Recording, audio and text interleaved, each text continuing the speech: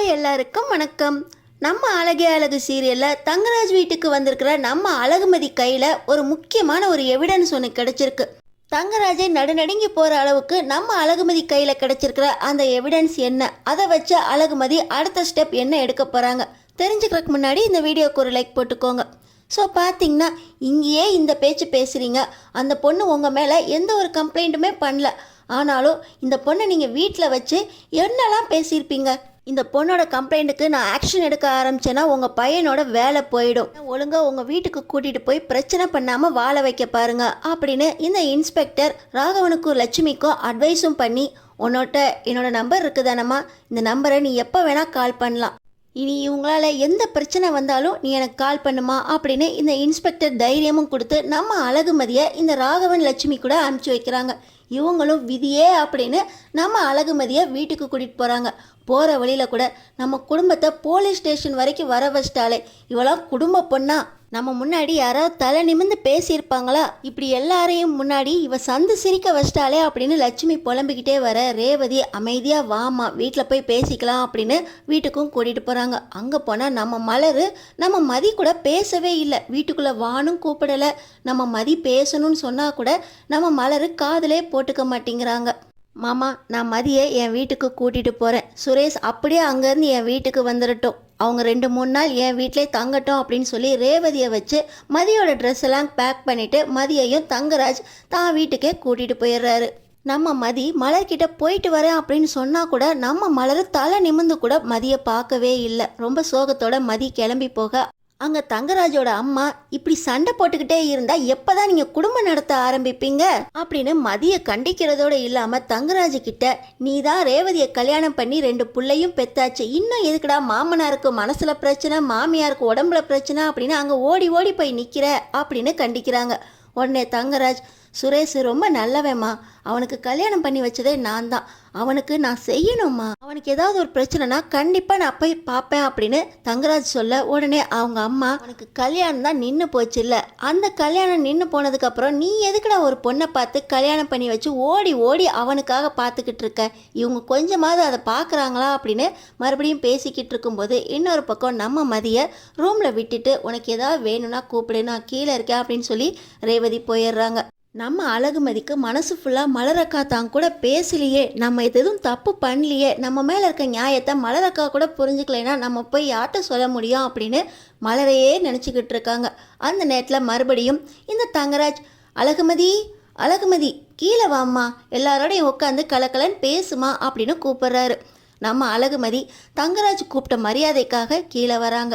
வந்து நின்றுக்கிட்டு இருக்கும்போது, இவங்க என்னோட அம்மா, நீ விருந்துக்கு வந்திருந்தப்பையே பார்த்துருப்பியே, எல்லாரோடையும் நல்லா பேசி பழகுமா, எல்லாருக்கூடையும் நீ கலகலன்னு பேச ஆரம்பிச்சிட்டாலே பாதி பிரச்சனை போயிடும், இவ என் தங்கச்சி ஐஸ்வர்யா, உனக்கு தெரியுமே, இவ தான் எங்கள் வீட்டு குலதெய்வம், சின்ன வயசுலேயே விதி போயிட்டா, அந்த பாக்கியராஜ் அந்த மலரை இழுத்துட்டு வந்து கல்யாணம் பண்ணதுனால கல்யாணம் நின்று போன சோகத்தில் சூசைட் பண்ணிக்கிட்டாம்மா, இவ தான் எங்கள் தெய்வம், இன்னைக்கு வரைக்கும் இவளுக்காக தான் நாங்கள் வாழ்ந்துக்கிட்டு இருக்கோம், உன்னையும் என் தங்கச்சியாதாம்மா நினைக்கிறேன், நீ இந்த வீட்டில் சுதந்திரமாக சந்தோஷமாக இருக்கலாம், உன் வாழ்க்கையை சுரேஷோட நல்லபடியாக ஆரம்பிமா அப்படின்னு தங்கராஜ் சொல்ல, நம்ம மதி அந்த ஐஸ்வர்யாவோட முகத்தையே பார்க்குறாங்க.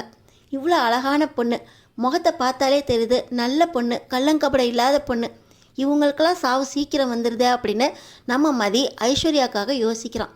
என்னம்மா பார்த்துக்கிட்டே இருக்க, ரேவதி சமையல் பார்த்துக்கிட்டு இருக்கா, கூட மாட அவளுக்கு கூட நில்லு அப்படின்னு தங்கராஜ் சொல்ல, நம்ம மதி தங்கராஜ் ஒரு பார்வை பார்க்க, என்னடா உன் தங்கச்சி மாதிரியே நீ அவளையும் நினச்சிட்டியா, உன் தங்கச்சி தங்கண்டா, எல்லாரையும் சேர்த்து பேசாத அப்படின்னு தங்கராஜோட அம்மா மதியை ஒரு பார்த்து பேச, நம்ம மதி அவங்கள பார்த்துட்டு ரேவதி அக்கா கூட போயிடுறாங்க. அக்கா, இங்கேயும் நீங்கள் தான் சமையல் செய்கிறீங்களா? ஆமாம், ஆனால் மலர் அண்ணி அளவுக்கு என்னால் சமைக்க முடியாது, அவங்க ஒவ்வொருத்தருக்கும் பார்த்து பார்த்து அண்ணி செய்வாங்க, ஆனால் இங்கெல்லாம் அப்படி இல்லை, 2 பேர் தானே, நான் பாட்டு என் இஷ்டத்துக்கு எப்போ செய்யணும்னு நினைக்கிறேனோ அப்போ செய்வோம் மதி அப்படின்னு ரேவதி சொல்லிக்கிட்டே சமையல் ஆரம்பிக்க, நான் என்ன செய்யட்டும் அப்படின்னு சொல்லி ரேவதிக்கு சமையலில் உதவி செஞ்சுக்கிட்டே, அக்கா என் கூட பேசவே இல்லை அப்படின்னு நம்ம மதி மலரை பற்றி பேச ஆரம்பிக்கிறாங்க. அது மலர் இருக்கா வீட்டுக்குள்ளே இருந்து பழகிட்டாங்க, அவங்களுக்கு இந்த அளவுக்கு பார்த்து பழக்கமே இல்லை, நீங்கள் அம்மா அப்பா சுரேஷ் எல்லார் மேலேயும் ஸ்டேஷனில் கம்ப்ளைண்ட் கொடுத்துட்டீங்க அப்படின்னோடனே அவங்களால நம்பவே முடியல. அவங்களுக்கும் கோவம் இருக்க தானே செய்யும். ஆனால் பாருமதி, இன்னைக்கு சாயந்தரமே அண்ணி உன் கூட ஃபோன் போட்டு பேசுவாங்க. கண்டிப்பாக அவங்க சீக்கிரமே சமாதானம் ஆயிடுவாங்க. மலரணி அவங்க பேருக்கு ஏத்தாப்புல பூ மாதிரி, அவங்க கூட பழகுனா யாராலையுமே அவங்கள விட்டு போகவே மனசு வராது அப்படின்னு நம்ம ரேவதி மதிக்கு ஆறுதல் சொல்கிறாங்க. அன்னைக்கு டியூட்டி முடிஞ்சு சுரேஷ் ட்ரெஸ் எல்லாம் எடுத்துக்கிட்டு அவங்க அப்பா அம்மா கிட்டேயும் சொல்லிட்டு நேராக தங்கராஜ் வீட்டுக்கு வராரு.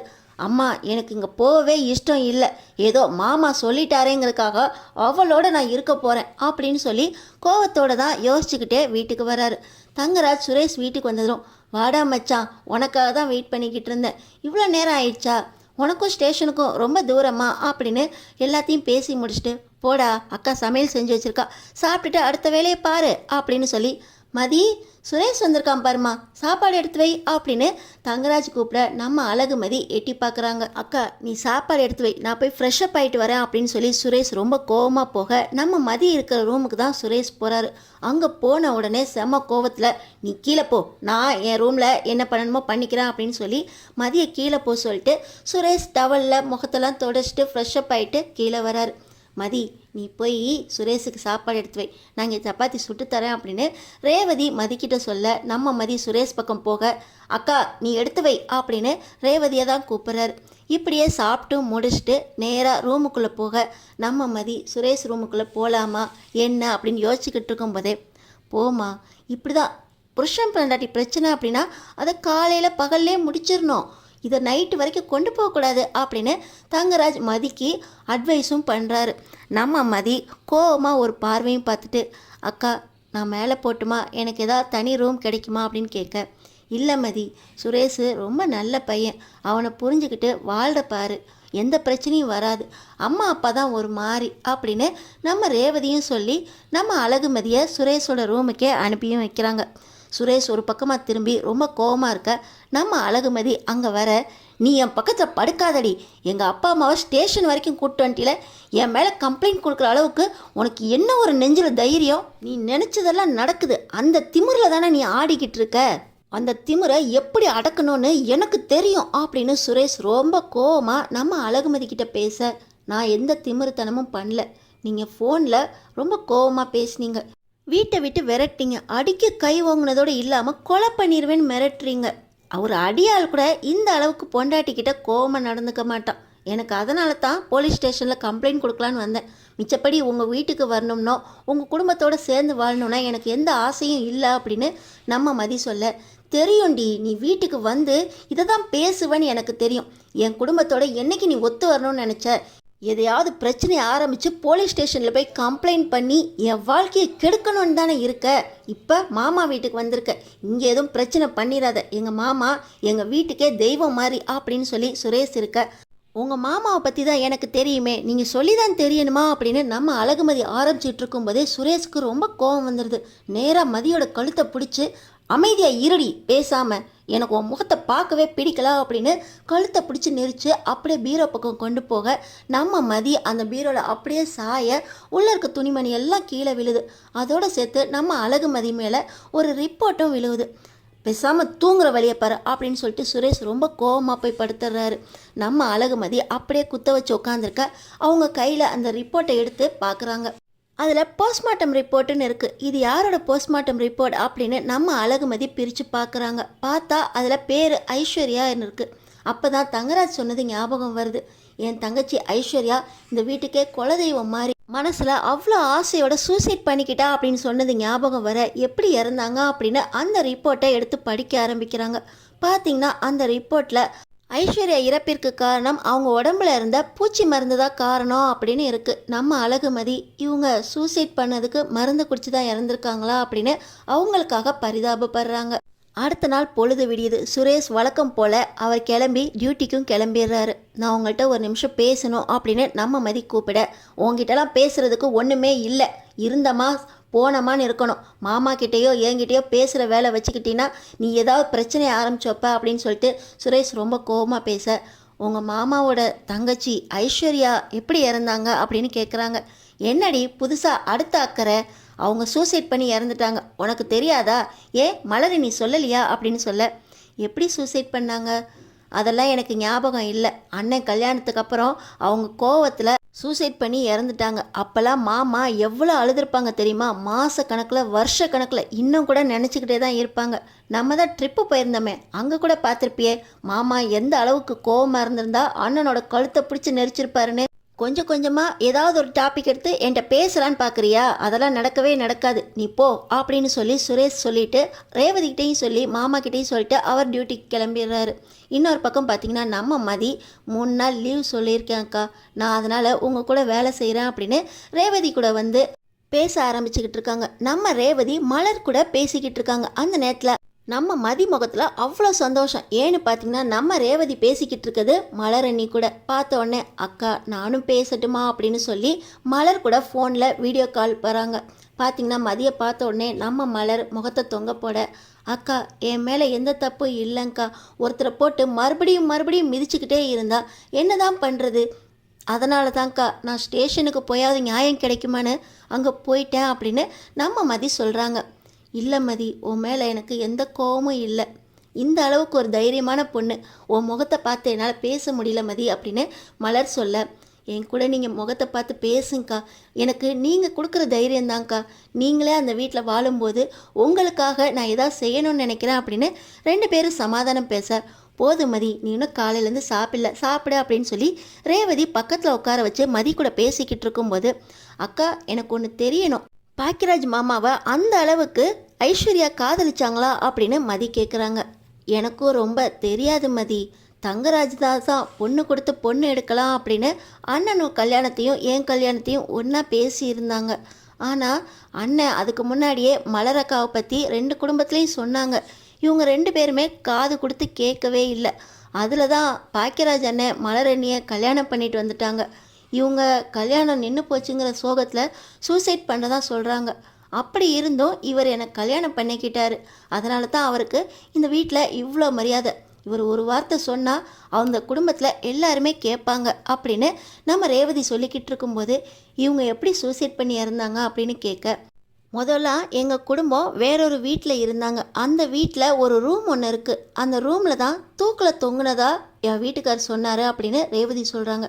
என்ன தூக்கில் தொங்குனாரா அப்படின்னு நம்ம மதி கேட்க, ஆமாம் மதி, அந்த வீட்டில் இருந்தால் எங்கள் வீட்டுக்காருக்கு ஐஸ்வர்யா ஞாபகமாகவே இருக்குது, அத்தையும் ரொம்ப கவலைப்பட்டுகிட்டே இருக்காங்க அப்படின்னு சொல்லி தான் ரொம்பவே அவசரமாக இந்த ஒரு வீட்டை கட்டி இந்த வீட்டுக்கு நாங்களாம் குடி வந்தோம். நான் கல்யாணம் பண்ணி வந்ததே இந்த வீடு தான், அந்த வீட்டுக்கு அதிகமாக போகிறதே கிடையாது. ஐஸ்வர்யா ஞாபகம் வந்துடும் அப்படின்னு எங்கள் கூட்டிகிட்டும் போகிறது கிடையாது. எப்பயாவது சாமி கும்பிடும்போது மட்டும் இவர் மட்டும் போயிட்டு வருவார் அப்படின்னு தங்கராஜை பற்றி ரேவதி சொல்லிக்கிட்டு இருக்கும்போது, ஐஸ்வர்யா அக்கா தூக்கலையா தொங்குனாங்க அப்படின்னு மறுபடியும் நம்ம மதி கேட்குறாங்க. ஏன்னு பார்த்தீங்கன்னா அந்த போஸ்ட்மார்ட்டம் ரிப்போர்ட்டில் அந்த ஐஸ்வர்யாவோட உடம்புல விஷம் இருந்துச்சு, அந்த விஷத்தினால தான் ஐஸ்வர்யா இறந்தாங்க அப்படின்னு முழுமையாக அவங்களோட இறப்பு பற்றின எல்லா குறிப்புமே இருந்துச்சு. முழுமையாக படித்தவங்களுக்கு இப்போ தூக்கில் தொங்கி இறந்தாங்க அப்படின்னு சொல்கிறது தெரியாமல் எது சொல்கிறாங்களோ அப்படின்னு ஒரே யோசனையாக இருக்குது.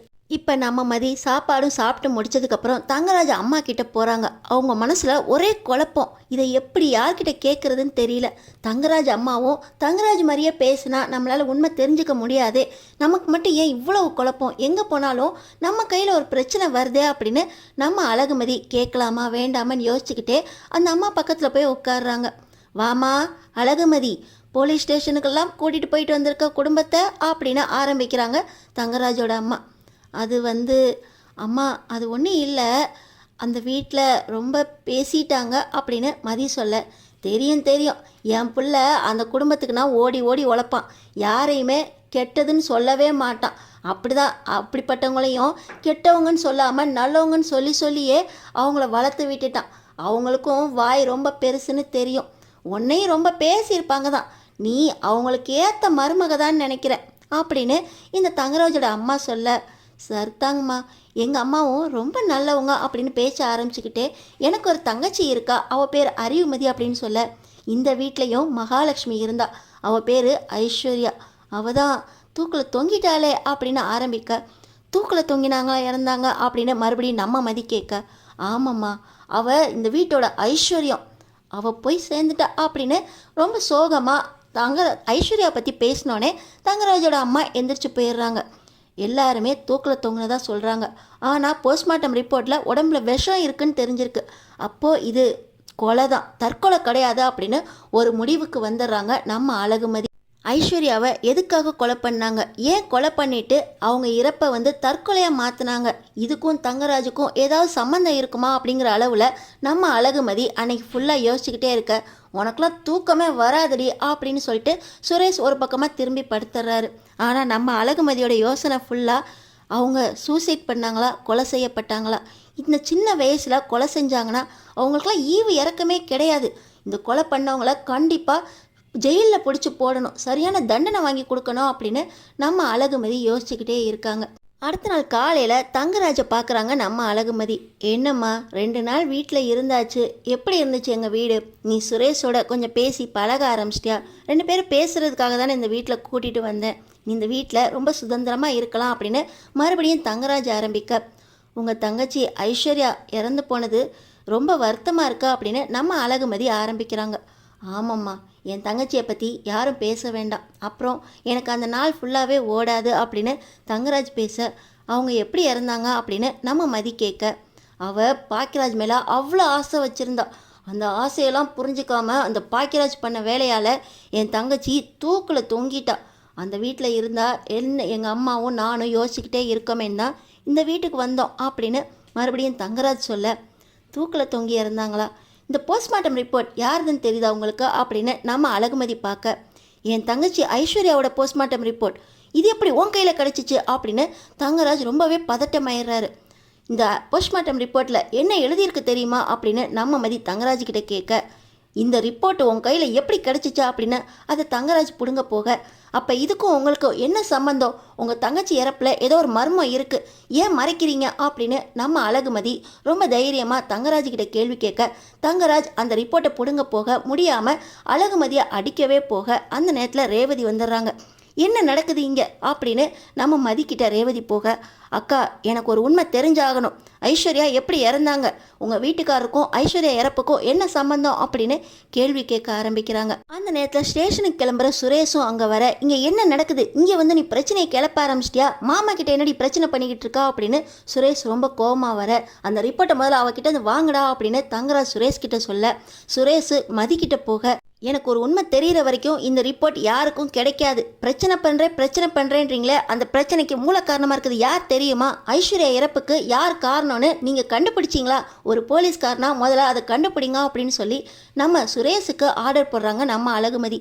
என்னடி ஆரம்பிக்கிற, புதுசாக என்ன பிரச்சனை அப்படின்னு சுரேஷும் அந்த போஸ்ட்மார்ட்டம் ரிப்போர்ட்டை கேட்க, நம்ம அழகுமதி அந்த போஸ்ட்மார்ட்டம் ரிப்போர்ட்டை சுரேஷ் கிட்ட கண்டிப்பாக கொடுக்கவே கூடாதுன்னு நினைக்கிறவங்க நம்ம சேனலை சப்ஸ்கிரைப் பண்ணி அடுத்தடுத்து தங்கராஜுக்கு என்ன ஆப்பு வைக்க போகிறாங்க நம்ம அழகுமதின்னு தெரிஞ்சுக்கிறதுக்கு நம்ம சேனலை சப்ஸ்கிரைப் பண்ணி தொடர்ந்து பாருங்கள்.